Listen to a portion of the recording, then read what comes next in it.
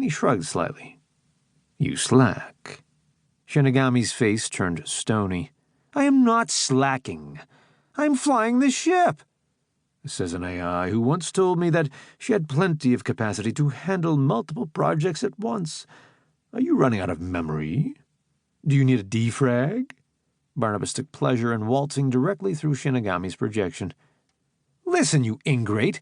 I'm not going to take this abuse from you." Well, may I remind you that you very much wanted to... What was it you said exactly? Ah, yes, smash some skulls in. Barnabas cast a look over his shoulder. "I can do that."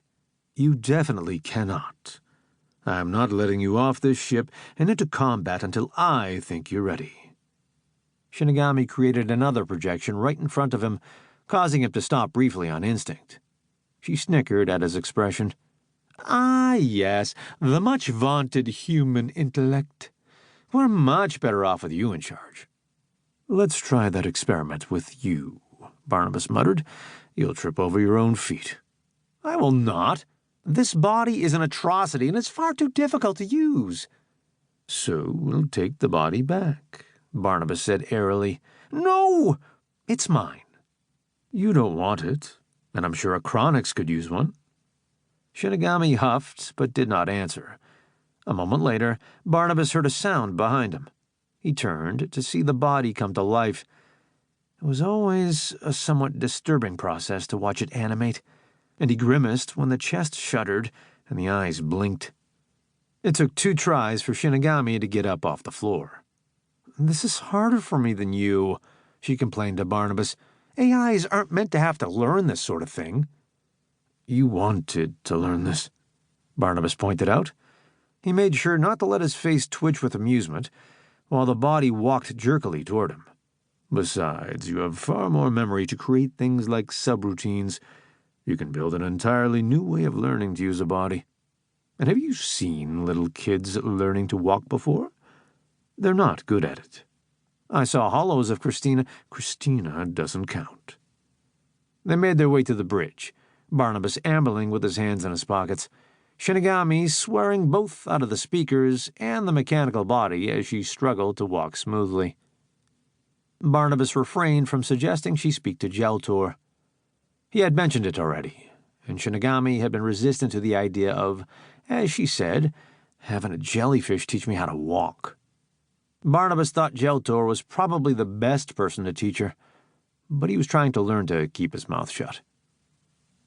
He wasn't very good at it yet. On the bridge, he found Tafa sitting at the navigator's desk, watching the charted route and making minute adjustments. She flashed them both a smile. "I thought you said you were flying the ship," Barnabas said to Shinigami. "I'm backup," Shinigami replied, with great dignity. "Tafa doesn't know all the ins and outs of the ship's capabilities yet." Barnabas thought Tafa was showing an innate grasp of the skill, but he did not voice that thought. He took a seat in the captain's chair and watched while Shinigami struggled to sit gracefully in the next chair over. "You're getting better at that." "I still tip at the end." She sounded disgruntled. "How do you all avoid doing that?" "It has to do with the balance of the weight and committing to the movement." "Show me," Shinigami ordered.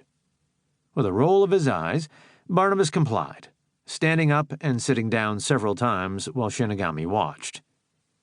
When he finished, he sat down and crossed his legs, only to jump as Gar's voice said, "What in the sea was that all about?" "Shinigami is learning how to sit." Barnabas looked over as Gar joined them. Gar prided himself on being more cosmopolitan than most Luvendi, who were famously insular. He was also a good deal less amoral than many others of his species, who had left their home planet.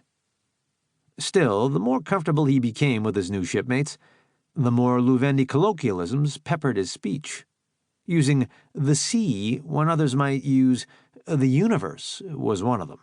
A giant ocean covered Luvendon, and the Luvendi lived in giant submerged towers. Gar sat on Barnabas's left, unaware of Shinigami leaning forward to watch. "He's more graceful than you are," Shinigami told Barnabas.